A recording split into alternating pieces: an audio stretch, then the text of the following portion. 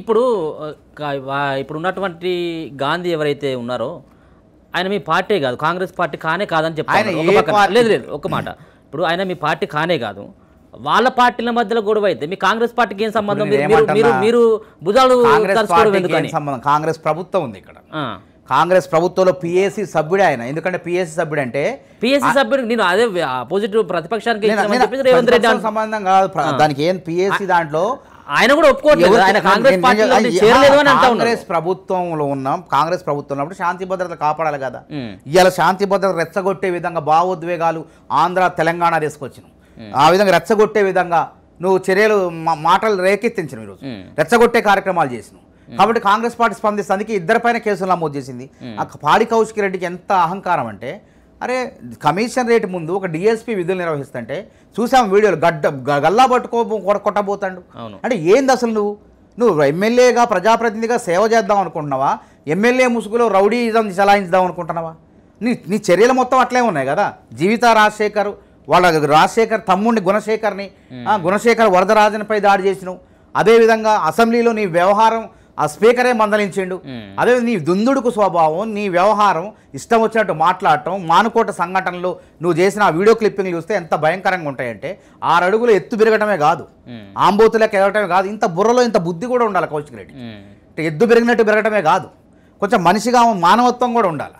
కొవ్వు బట్టి ఇష్టం వచ్చినట్టు ఏం చేయాలి అర్థం కాక ఏం మాట్లాడుతానండి. నీకు 60 సంవత్సరాలు, నాకు 39 తొడగొడతాడు. ఇది ఏమన్నా బాలకృష్ణ సినిమానా? ఏమన్నా ట్రైన్ ఆపుతావు నువ్వేమన్నా? అనవసరంగా ఇద్దరు తీసుకున్నాడు. సినిమా ప్రజా జీవితంలో ఉన్నప్పుడు ఇట్లాంటి పనికిరావు. అసలు ఓ పద్ధతి ప్రకారం విమర్శించు, ఓ పద్ధతి ప్రకారం మాట్లాడు. ఎవరైనా సరే, కాంగ్రెస్ అయినా ఎవరైనా సరే, ఆయన ఏ పార్టీ అయినా కానీ. గాంధీ ఇప్పుడు అది కాదు కదా. గాంధీ అక్కడ జరిగినటువంటి వివాదం జరిగింది, ఎందుకు రెచ్చగొట్టినావు? నువ్వు ముసలోడు అంటావేంది? నువ్వు ఆయనకు 60 సంవత్సరాలు ఏంది? నువ్వు బీకేది అని చెప్పు. 39 సంవత్సరాలు అంటే ఎందుకు అవసరం? నిన్ననే అవమానం జరిగి ఘోర. నువ్వు ఆయన పడుకున్నోని లేపుకొచ్చి తన్నించుకున్నట్టుంది, నిన్న ఇంటికి పిలిపించుకొని తన్నించుకున్నట్టుంది. ఎందుకు అంత సవాలు విసిరాలా? ఒక మనిషిని ఎందుకు రెచ్చగొట్టాలా? నువ్వు రెచ్చగొట్టబట్టే పడుకున్న గాంధీ అసలు రాజకీయాల్లో కనపడినటువంటి వ్యక్తి. ఒక ఎమ్మెల్యేగా ఉన్నప్పుడు సామాన్యమైనటువంటి జీవితం ఎక్కడ ఏ మీడియాలో కనపడిన వ్యక్తితో తన్నించుకున్నావు నిన్న పిలిపించుకొని. మళ్ళీ తన్నించుకునే ప్రయత్నాలు చేస్తున్నావు. కాబట్టి ఇకనైనా మానుకో, దీనికి అడ్డుకట్ట వేయాలి. ఈ కౌశిక్ రెడ్డి అడ్డగోలుగా మాట్లాడేదానికి అడ్డుకట్ట వేయాల్సిన బాధ్యత ఎవరిది? కేసీఆర్ గారుగా, పార్టీ అధ్యక్షుడిగా ఆయన, అవునా కాదా? కాబట్టి ఇకనైనా వాళ్ళు మేలుకొని వెంటనే ఈ యొక్క వివాదాన్ని సద్దు మనచకపోతే ప్రజలు ఊరుకోరండి, తిరగబడతారు. కౌశిక్ రెడ్డికి తగిన రీతిలో బుద్ధి చెప్తారు. అదేవిధంగా అసలు ఎందుకు వస్తుంది ఈ వివాదం? అసలు కాంగ్రెస్ పార్టీ అధికారంలోకి ఉంటే ఎందుకు ఓర్చుకోలేకపోతున్నారు? కాంగ్రెస్ పార్టీ అధికారంలోకి వచ్చిన దగ్గర నుంచి ఏం మాట్లాడారు బీఆర్ఎస్ నాయకులు? కేసీఆర్ కానీ, కేటీఆర్ కానీ, హరీష్ రావు గారు ఏమన్నారు? ఈ ప్రభుత్వం 4 రోజులే ఉంటుంది, ఈ ప్రభుత్వాన్ని కూలుస్తాం, ఈ ప్రభుత్వాన్ని పడగొడతాం, ఇవే మాటలు. ఈ ప్రభుత్వం స్థిరత్వంగా ఉండదు, ఈ ప్రభుత్వాన్ని కూలుస్తాం అంటే ప్రజలు నిల్చోబెడుతున్నారు. పార్లమెంట్ ఎన్నికల్లోపే ఈ ప్రభుత్వం పడిపోద్దన్నారు, పార్లమెంట్ ఎన్నికల తర్వాత ఈ ప్రభుత్వం ఉండదన్నారు. అంటే ఏ ఉద్దేశంతో అన్నారు? అంటే కాంగ్రెస్ ఎమ్మెల్యేలని పార్టీ ఫిరాయింపులు చేయించి 39 మందికి కొద్ది మందిని చేర్చి మీరు మళ్ళీ ప్రభుత్వం అధికారం చేపట్టాలని కదా బీజేపీ వాళ్ళు ఎంఐఎం వాళ్ళతో కలిసి అధికారం చేపట్టాలని దురుద్దేశంతో మాట్లాడిన వ్యాఖ్యలు కాదా అవి? కాకపోతే ఏమైంది? దేవుడని ఎవరు ఉంటారు కదా, వాళ్ళు దోకున్న గోతులో వాళ్లే పడ్డారు. పార్లమెంట్ ఎన్నికల్లో ప్రజలు బుద్ధి చెప్పారు. ప్రజలు బుద్ధి చెప్పేసరికి ఏమైంది?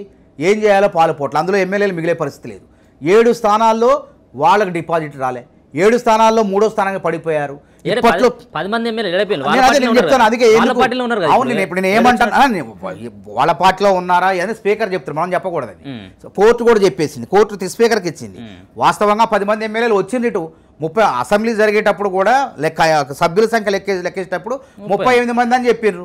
అయితే వాళ్ళు మాకు ఏం బాధ లేదండి, ఎన్నిక వచ్చినా మాకు బాధ లేదు, ఉప ఎన్నిక రాకపోయినా బాధ లేదు. ఉప ఎన్నికల పితామహుడు ఎవరంటే కేసీఆర్ గారు. తెలంగాణ ఉద్యమంలో అవసరం లేకపోయినా రాజీనామాలు చేపించి ఎన్నికలు తీసుకొచ్చిన ఘనత కేసీఆర్ గారు. సరే, తెలంగాణ సెంటిమెంటు, తెలంగాణ ఉద్యమం కోసం, తెలంగాణ రాష్ట్ర సాధన కోసం అని మనందరం అంగీకరించాం. మళ్ళీ కూడా ఇప్పుడు కావాలని చెప్పేసి ఇప్పుడు ఆయన 12 మంది కాంగ్రెస్ ఎమ్మెల్యేలు చేర్చుకున్నప్పుడు అవసరం లేకపోయినా 88 మంది సంఖ్యాబలం ఉన్న 12 మంది ఎమ్మెల్యేలు చేర్చుకుని మేము కోర్టుకు పోయినాం. కోర్టుకు పోతే కోర్టు మేము వేసిన పిటిషన్లకు స్పందించలేదు.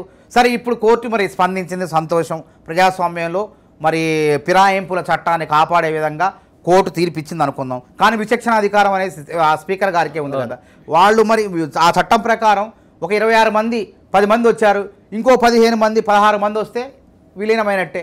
అసలు ఈ సమస్య ఉండదు, ఫిరాయింపుల చట్టంలో వాళ్ళపై చర్యలు తీసుకునే అంశమే ఉండదు. తప్పకుండా వచ్చే అవకాశం ఉంది. మేము మా నాయకత్వం వచ్చిన వాళ్ళనే మీ పార్టీ గుర్తించట్లేదు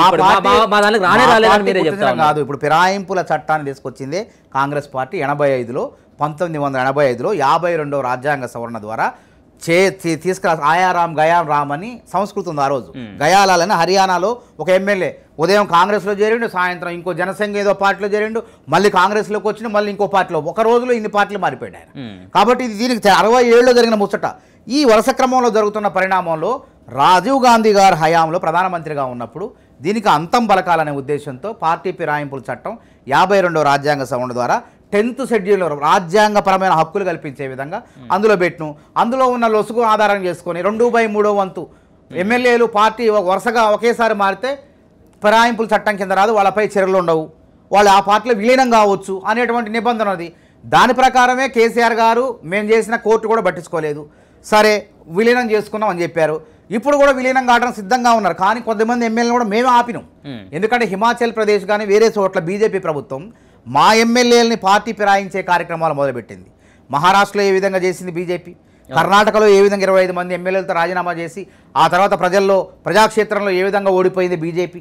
అదేవిధంగా అన్ని మణిపూర్ కానీ వేరే చోట్ల కానీ రకరకాల ఎత్తుగళ్లతో కాంగ్రెస్ ప్రభుత్వాలను కూలగొట్టింది బీజేపీ. అందుకే మేమేం చేసినాం, ఇది ఏ రాష్ట్రమైనా కానీ హిమాచల్ ప్రదేశ్లో ఒక చట్టం తీసుకొచ్చినాం. ఏదని 2024 శాసనసభ్యుల జీతభత్యాల సవరణ బిల్లులో ఎవడైతే పార్టీ మారిండో వాడు అనర్హత వేటు వేశారో వానికి పెన్షన్ ఉండదు, జీవితాంతం పెన్షన్ ఉండదు అని చెప్పి ఒక నిబంధన పెట్టినాం. మళ్ళీ కూడా ఇక్కడ శృతిమిస్తుంది కాబట్టి పార్టీ ఫిరాయింపులు మా రాహుల్ గాంధీ గారు, మల్లికార్జున ఖర్గే గారు దీన్ని ప్రోత్సహించకండి, ఆపండి అని చెప్పి ఆపినాం. వాళ్ళు వచ్చారు, ఇంకా వచ్చే వాళ్ళు ఉన్నారు. నిజంగానే మిగతా 16 మంది వస్తే విలీనమే అవుతుంది. స్పీకర్ గారు ఏ నిర్ణయం, రాజ్యాంగాన్ని మనం అందరం గౌరవించాలి. కోర్టు చెప్పింది, హైకోర్టు చెప్పింది. తర్వాత స్పీకర్ గారు ఏ నిర్ణయం తీసుకుందాము, వాళ్ళు ఏ సభ్యులు అవుతారో చూద్దాం. ఎన్నిక జరిగినా మాకు నష్టం. ఎందుకంటున్నా, మొన్న జరిగిన ఉప ఎన్నిక, కంటోన్మెంట్ ఉప ఎన్నిక జరిగింది. ఎవరు గెలిచారండి అక్కడ? గణేష్. ఏ పార్టీ? కాంగ్రెస్ పార్టీ గెలిచింది. మరి టీఆర్ఎస్ అభ్యర్థి బీఆర్ఎస్ పార్టీ అభ్యర్థి లాసెనంత దివంగత నేత లాసెనంత గారు చనిపోయినా సానుభూతి కనపడలేదు కదా. ఇప్పుడు అధికారంలో ఏ పార్టీ ఉంటే ఆ పార్టీకి అవకాశం అట్లా కాదు కదా. ఇప్పుడు వాళ్ళు అట్లేం లేదు. తెలంగాణ రాష్ట్రంలో అధికారం లేక ముందుకు ఎక్కడ ఎన్నిక జరిగినా కానీ అంటే ఉప ఎన్నిక అంటే మాకు ఆ ధైర్యం ఉందంటున్నా. మేమేమంటున్నాం, ఇక్కడ సంక్షేమ పథకాలు అమలు అవుతున్నాయి. ఆ ఎమ్మెల్యేలు అక్కడ ఉండబుద్ధి కావట్లేదు. ఎందుకు ఉండట్లేదు? ఈ పార్టీకి మనగడ లేదు. బీఆర్ఎస్ పార్టీ ఈ పార్టీలో ఉంటే మనం మునిగిపోతాం. కాబట్టి మనం బతకాలంటే, మన రాజకీయంగా మనకు భవిష్యత్తు ఉండాలంటే, ఒక 10 ఏళ్ళు మనం ఎమ్మెల్యేగా లేకపోతే వేరే పదవులు రావాలంటే ఈ పార్టీలో ఉంటే కుదరదు. బీజేపీలో ఇప్పట్లో 10 ఏళ్ల పాటు ఈ రాష్ట్రంలో అవకాశం లేదు. కాబట్టి సంక్షేమ పథకాలు అమలు చేస్తూ ప్రజలు అభివృద్ధి చేస్తున్నటువంటి కాంగ్రెస్ పార్టీలో చేరితే మన మనగడ ఉంటుందని చెప్పి అందరూ వచ్చేస్తున్నారు. మేమే ఆపిన కొద్దిమందిని. రేపు మాపాది ఆ ముచ్చట కూడా తిరుగుతుంది చూడండి. చట్ట ప్రకారమే, పార్టీ ఫిరాయింపులు చట్ట ప్రకారమే ప్రోత్సహిస్తున్నారు. ఎందుకు ప్రోత్సహిస్తుంది? పార్టీలో గెలిచినటువంటి పార్టీ మారేటువంటి దానికి ఇప్పుడు మానవతరాయ్ గారు అంగీకరిస్తారు. పార్టీ ఫిరాయింపుల చట్టంలోనే విలీనం అనేటువంటి ఒకటి ఉన్నది. అది కూడా ఏంది, పార్టీ 2/3 వంతు 38 మంది శాసనసభ్యులు ఉన్నారు. అంటే 25-26 మంది శాసనసభ్యులు మూకుమ్మడిగా మాకు నచ్చట్లేదు, ఆ విధానాలు నచ్చట్లేదు, ఈ కౌశిక్ రెడ్డి లాంటి వ్యక్తులు మధ్యలో వచ్చి మా పార్టీని బద్నాం చేస్తున్నారు, ఆగం చేస్తారని గాంధీ గారు అదే ఆరోపించింది. కాబట్టి మాకు నచ్చలేదని వాళ్ళు బయటికి రావచ్చు. వాళ్ళ ఇష్టం కదా, హక్కు ఉంది కదా, రాజ్యాంగంలో కల్పించిన హక్కు అది. రాజీనామాని ఎందుకు అనాలి? సాకంటారు. ఎన్నికలు ఎందుకు తీసుకోవాలా? లక్షలాది కోట్లు ఎవరి మీద భారం పడుతుంది చెప్పండి? కోట్లాది రూపాయలు ఒక ఎన్నిక జరగాలంటే మునుగోడు ఉప ఎన్నిక ఎన్ని కోట్లకు పోయిందండి? ఏమన్నా ప్రయోజనం వచ్చిందా? తాత్కాలికంగా ప్రజలు ఆగం కావటం తప్ప అప్పటికప్పుడు తాత్కాలిక వాళ్ళ ప్రలోభాలకు గురి కావాల్సి వస్తుంది.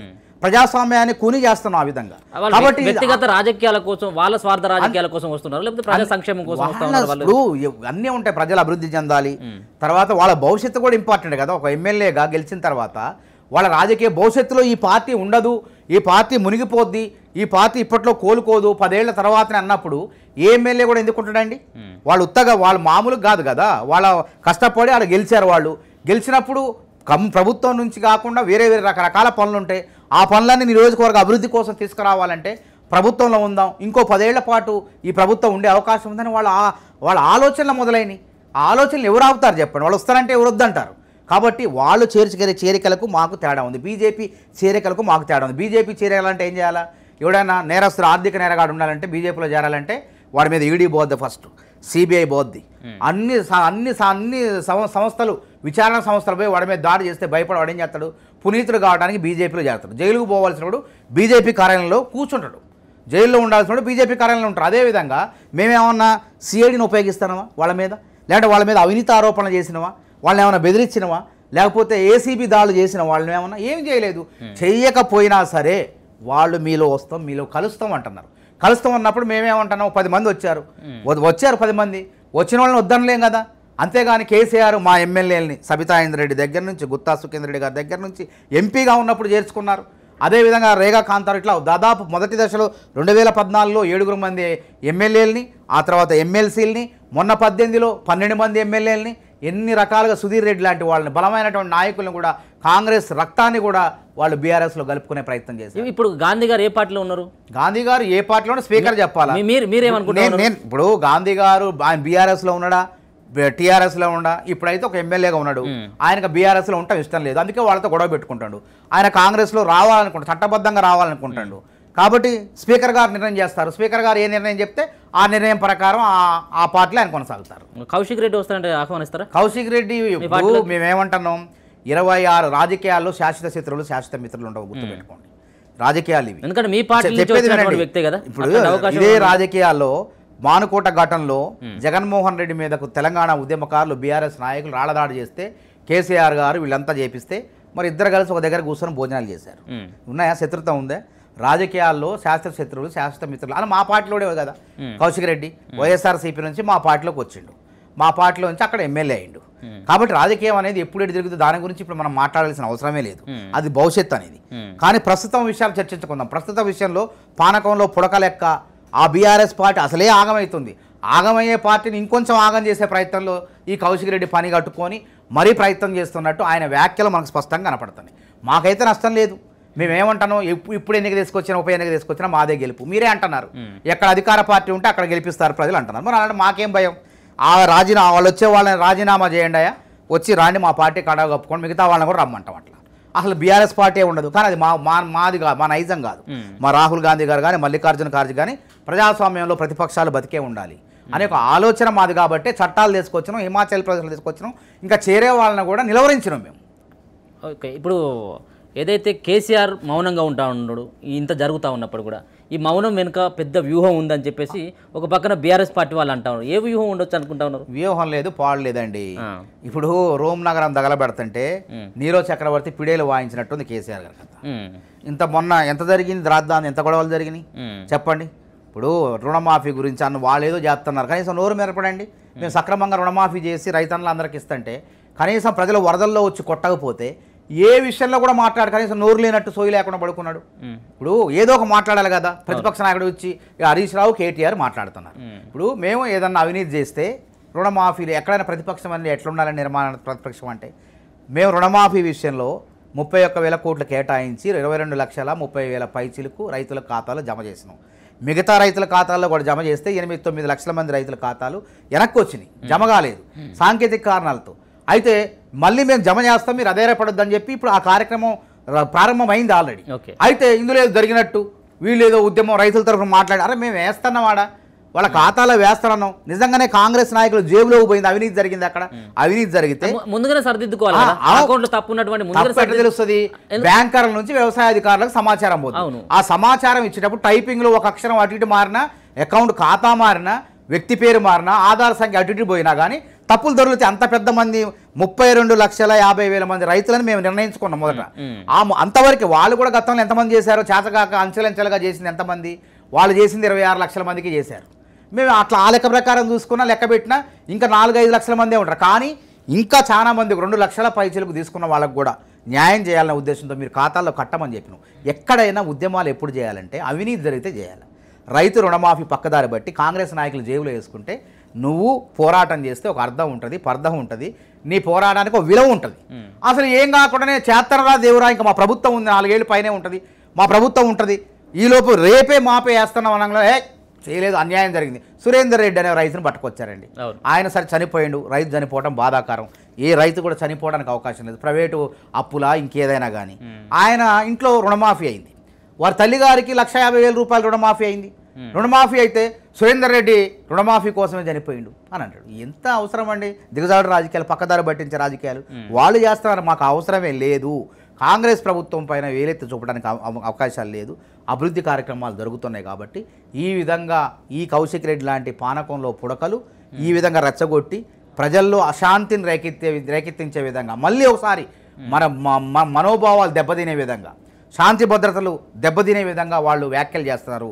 దీన్ని కట్టడి చేయాలని ముఖ్యమంత్రి గారు ఇప్పటికే పోలీసులకు, డీజీపీకి ఆదేశాలు జారీ చేశారు.